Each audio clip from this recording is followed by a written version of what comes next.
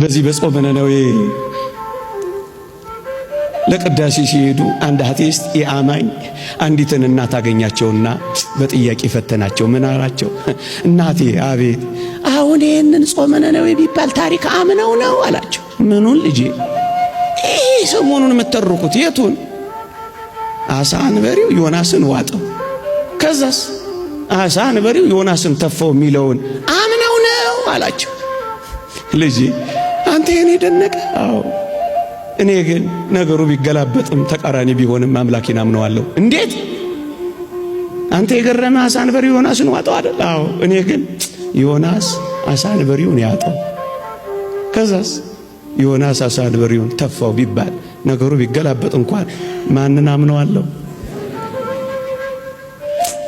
እንደዚህ እናምነዋለን። ቢገላበጥ እንኳን እናምነዋለን። ማመን ማለት እኮ እንደዚህ ነው ወገኖቼ። እግዚአብሔር በተቃራኒው ነገር ሕይወት እንደሚሰጣት ማን አለ? እየሞተ ሕይወት የሰጠ ከአምላካችን በቀር ማን አለ? እየቆሰለ የፈወሰ ከአምላካችን በቀር ማን አለ? ጭቃ የቀባ ዓይን ያበራ ከአምላካችን በቀር ማን አለ? ጭርት በሚያስይዘው ምራቅ ዓይን ያበራ በተቃራኒው የሚሰራ ከሆነ ዝም ብላ ጠብቀው ጠብቀው ጠብቀው ጠብቀው ጠብቃለሁ።